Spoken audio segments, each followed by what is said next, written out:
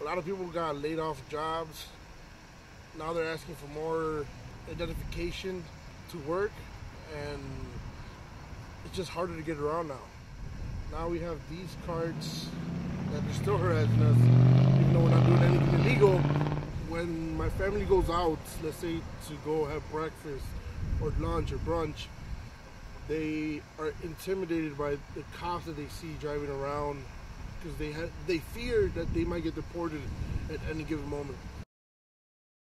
They will come into our space, they wouldn't live in the sanctuary. We will remodel a space in our church that will be a living space. Depending on what this administration does and how ICE ends up behaving, there are some people who are thinking that instead of it being a public movement, which it's always been in the past, that it might need to be more underground, so literally kind of hiding people from ICE.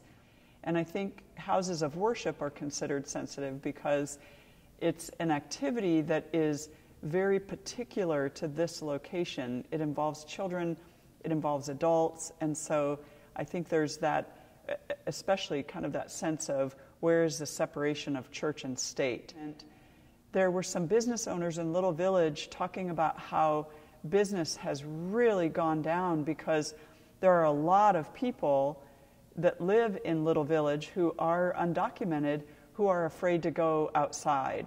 How scared some of the kids are, knowing that they have either parents or aunts or uncles or grandparents who are undocumented. And so I think the fear is very real. It is very tough to be an immigrant in Chicago right now. I was brought to the United States at the age of 3. I did not know anything at that age. I just knew I was coming to the United States for a better life. Attending college, wow, that's very hard just because of the fact that we don't qualify for financial aid. I'm just being part-time student, but I'm also working 40 hours a week. So it's pretty stressful because the time frame for me to finish school is going to be very long just because I don't have the financial aid or the government help. My family currently has their own businesses, and thankfully they've been successful.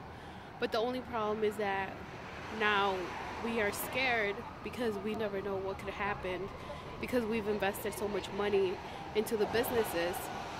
But the only thing that stops us from advancing each and every day is being undocumented, not having those legal papers. First off, it's very important for people to know that Chicago is and will remain a sanctuary city.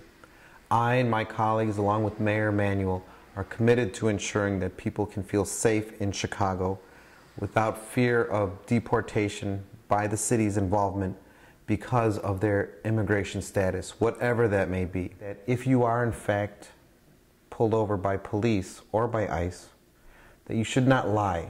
Be truthful about who you are and do not use any kind of forged or unauthorized documentation to prove who you are, because that can build a case against you. It is better to go with honesty or silence rather than trying to make a bad situation worse.